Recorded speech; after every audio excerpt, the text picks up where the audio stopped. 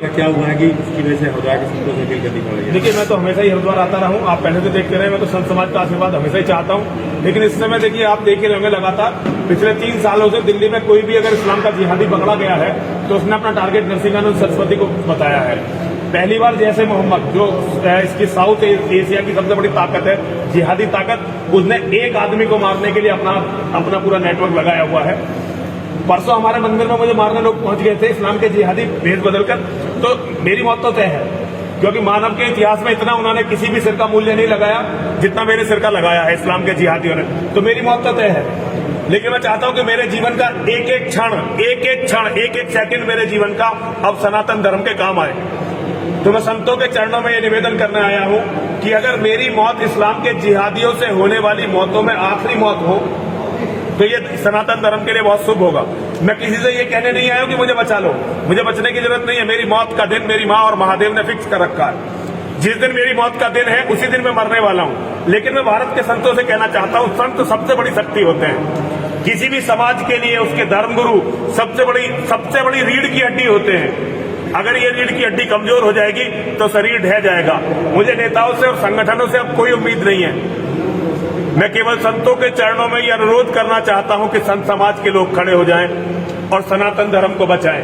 देखिए, मेरा आकलन है, मैं गणितज्ञ हूं, और ये मेरा आकलन है कि 2029 में भारत का प्रधानमंत्री मुसलमान बनेगा। आप में से जो लोग मुझे फॉलो कर रहे हैं, अगर कोई, मेरा सौभाग्य होगा अगर आप में से कोई मुझे फॉलो करता हो, देखता हो, तो आपने देखा होगा पिछले 23 साल से जो मैं बातें बोल रहा हूं वो अक्सर वैसे ही होती चली जा रही है, क्योंकि मैंने इस्लाम का बहुत जबरदस्त अध्ययन किया है। 2029 में भारत का प्रधानमंत्री यदि मुसलमान हो गया तो अगले केवल 20 सालों में, 29 के बाद 49 तक 40% हिंदुओं का कत्ल हो जाएगा। 50% हिंदू अपना धर्म परिवर्तन कर लेंगे और 10% हिंदू शरणार्थी शिविरों में या अमेरिका में, लंदन, कनाडा, विदेशों में वहां बचेंगे। यहां सनातन खत्म होगा, और सनातन खत्म होने के बाद भारत भूमि दुनिया का सबसे बड़ा कैंसर होगी। यहां की ताकत से इस्लाम के जिहादी पूरी दुनिया को बर्बाद कर देंगे। तो पूरी दुनिया को बचाने की जिम्मेदारी सनातन के धर्मगुरुओं के हाथ पर आ गई है। ये संकट का समय है। मैं सनातन के धर्मगुरुओं से अनुरोध करना चाहता हूं, इसी के लिए मैं आया हूं। मैं बहुत छोटा आदमी हूं। अगर मैंने अपने जीवन में कभी किसी के प्रति कोई गलत बात कही है तो सभी संत समाज के लोग मुझे क्षमा करेंगे। लेकिन मेरी बात यदि संत समाज और हिंदू समाज नहीं सुनेगा तो ये बहुत बड़ा दुर्भाग्य होगा, और मैं चाहता हूं ऐसा ना हो। संत समाज मेरी बात सुने, हिंदू मेरी बात सुने, और आप सभी लोग अपने बच्चों को बचाइए, अपने बच्चों को बचाइए, अपने परिवारों को बचाइए, अपने घर की औरतों को बचाइए। नरसिंहानंद को मरने के लिए छोड़ दीजिए। मेरा होना या ना होना कोई बड़ी बात नहीं है, लेकिन कल इस्लाम के जिहादी जो आपके घर की औरतों के साथ करेंगे, आपके बच्चों के साथ करेंगे, आप उसे सहन नहीं कर पाएंगे। इसीलिए सनातन को बचाइए, सनातन को बचाइए, सनातन को बचाइए। केवल इतना ही मेरा कहना है। पहले भी आप आए, हरिद्वार आए हैं, तो आता ही रहता हूँ। संतों से समय समय पर आपने आह्वान किया, लेकिन बहुत कम संत निकल गए, जबकि संतों की नगरी है, संत भरे हुए हैं। आप बहुत बड़ी देखिए, कोई साथ आए या ना आए, लोग लगातार देख रहे हैं। मैं तो पिछले 20 सालों से हरिद्वार आ रहा हूं, लगातार हरिद्वार आ रहा हूं, अपनी बात कह रहा हूं। कोई मेरे साथ आए या ना आए, ये तो उनका काम है।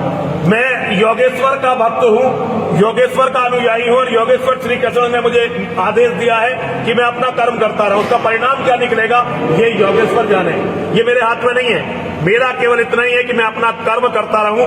मैं अपना कर्म कर रहा हूं और इस्लाम के जिहाद के सामने छाती खोलकर खड़ा हूं। मैंने जो इस्लाम के बारे में कहा, एक एक शब्द सच कहा। जो मोहम्मद के बारे में कहा, एक एक शब्द सच कहा। मैंने जो इन्हें बताया इनकी असलियत क्या है, एक एक शब्द पर कायम हूं। मौत का या इन जिहादियों का कोई भय ना मेरी आंखों में आपको दिखाई देगा, ना मेरे मुंह पर दिखाई देगा, और ना ही मेरे दिल में दिखाई देगा।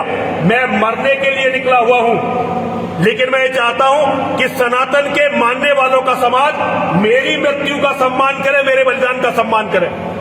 महाराज जी, किराना के बाद अलीगढ़ के कुछ क्षेत्रों से हिंदू, केवल अलीगढ़ मत देखो, यहाँ हरिद्वार में बहुत पलायन हो रहा है, गाजियाबाद में बहुत पलायन, दिल्ली में पलायन हो रहा है। भाई, हर जगह से हिंदू भाग रहा है। पता नहीं हिंदू कहां भागना चाहता है, कुछ समझ में नहीं आ रहा।